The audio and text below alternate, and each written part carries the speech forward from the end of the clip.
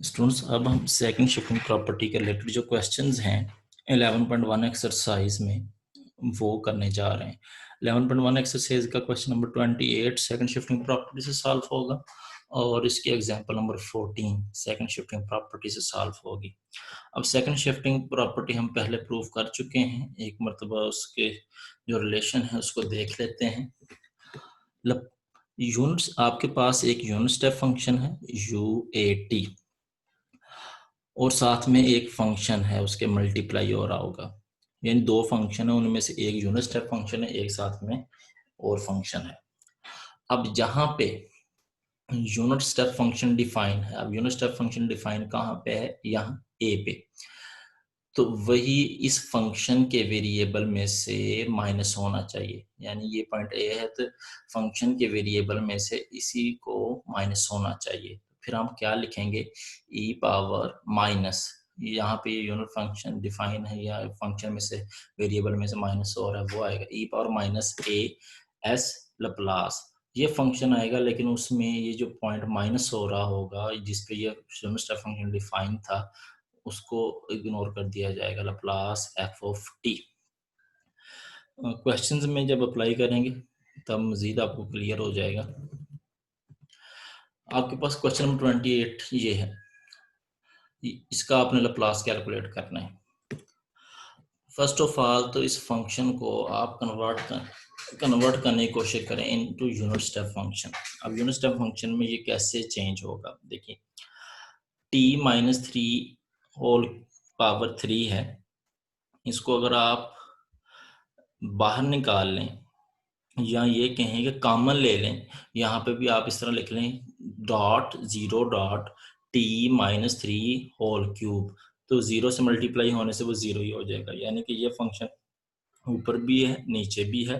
तो हम t-3 whole cube दोनों टर्म्स में आ रहा है, लेस देन के लिए भी आ रहा है, ग्रेटर देन के लिए भी आ रहा है, तो आप इसको ब्रैकेट से बाहर लिख सकते हैं। जब इसको ब्रैकेट से बाहर लिखेंगे तो यहाँ पे 0 आ जाएगा और यहाँ पे जब यहाँ से बाहर निकालेंगे तो यहाँ पे आ जाएगा 1। अब बाहर फंक्शन आपके पास होगा t-3 होल क्यूब। अब यहाँ पे क्या बच गया, 0 और 1। बाहर फंक्शन है t-3 होल पावर 3। अब साथ जो फंक्शन रह गया है, फंक्शन आपके पास रह गया 0 है t 3 के लिए और यहाँ पे 1 रह जाएगा, 1 है t= 3 के लिए। ये यूनिट स्टेप फंक्शन की डेफिनेशन है, u3t आ जाएगा क्योंकि ये डिफाइन किस पॉइंट पे है, 3 पे डिफाइन है, <3 3, ये ए यहाँ पे क्या है, 3 है। तो ये आपका चेंज हो गया इनटू यूनिट स्टेप फंक्शन। अब हम इस पे लप्लास अप्लाई करते हैं, दोनों साइड्स पे लप्लास अप्लाई कर दिया। अब गौर करें, यूनिट स्टेप फंक्शन 3 पे डिफाइन है और जो आपके पास ये फंक्शन है, साथ जो फंक्शन मल्टीप्लाई हो रहा है उस फंक्शन, वो फंक्शन है t-3 होल पावर 3। अब उस फंक्शन के वेरिएबल में से क्या चीज माइनस हो रही है, 3 माइनस हो रहा है। 3 पे ही यूनिट स्टेप फंक्शन डिफाइन है और वेरिएबल में से 3 ही माइनस हो रहा है, तो हम क्या लिख सकते हैं, e पावर माइनस as की जगह पे लिखेंगे 3s और साथ में प्लस आएगा इस फंक्शन का। अब इस फंक्शन में जो चीज माइनस हो रही है नहीं लिखेंगे, इसको इग्नोर कर दें तो आपके पास क्या रह जाएगा, t और पावर 3। अब लप्लास t पावर 3 आप लोग जानते हैं इसका क्या फार्मूला होता है, वो अपने अप्लाई कर दिया, आपके पास ये आंसर आ गया। अब नेक्स्ट एग्जांपल नंबर 14, इसको भी जरा ध्यान से देखिएगा। आप यहाँ पे समझ लेंगे कि इस 0 को भी आप cos t से मल्टीप्लाई करवा देते, डॉट cos t लिख दें, कोई फर्क नहीं पड़ेगा, फिर भी 0 ही रहेगा। तो यहाँ पे भी cos t आ गया, यहाँ पे भी cos t आ गया, cos t दोनों टर्म्स में है, तो आप बाहर निकालें इसको ब्रैकेट से। जब बाहर निकालेंगे तो यहाँ cos t, यहाँ पे 0 आएगा और यहाँ पे क्या रह जाएगा, 1 रह जाएगा, 0 और 1। t<π/2 के लिए 0 है, >π/2 के लिए 1 है। ये यूनिट स्टेप फंक्शन की डेफिनेशन है और ये यूनिट स्टेप फंक्शन डिफाइन हो रहा है π/2 पे।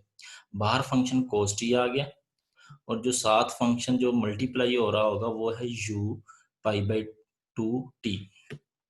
अब यहाँ पे दोनों साइड पे लप्लास अप्लाई करते हैं। लप्लास अप्लाई किया, second shifting property second shifting property जिस कहती ये है कि जिस पॉइंट पे यूनिट स्टेप फंक्शन डिफाइन है वो पॉइंट साथ वाले फंक्शन के वेरिएबल में से माइनस होने चाहिए। लेकिन अगर आप यहाँ पे गौर करें तो यहाँ पे साथ वाले फंक्शन cos t है और t वेरिएबल में से ये पॉइंट माइनस नहीं हो रहा, तो अभी हम सेकंड शिफ्टिंग प्रॉपर्टी नहीं लगाएंगे। पहले यहाँ पे ऐसा फंक्शन बनाएंगे कि उसमें t में से माइनस हो π/2। cos t को हम लिख सकते हैं sin π/2 माइनस टी।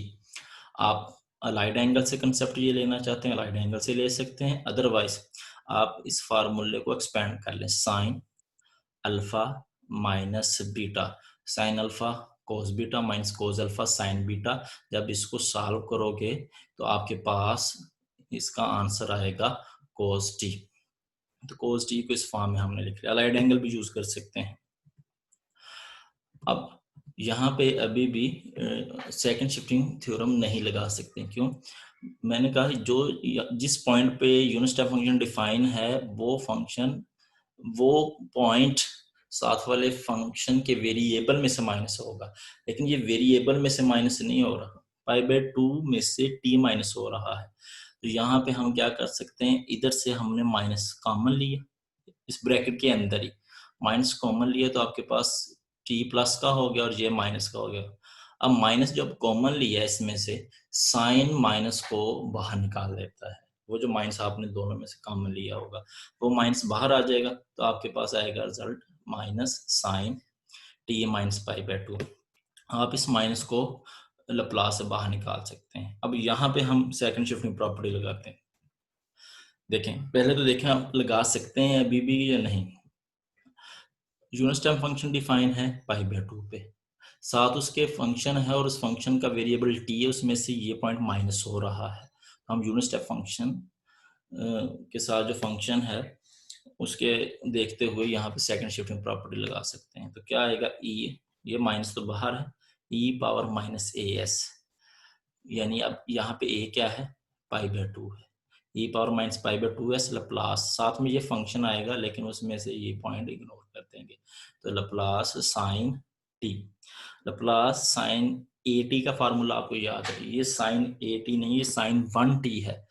तो a/s² प्लस a² होता है फार्मूला साइन at का, लेकिन a की जगह पे 1 आ जाएगा तो 1/s² प्लस 1 हो जाएगा, साथ में मल्टीप्लाई हो गया।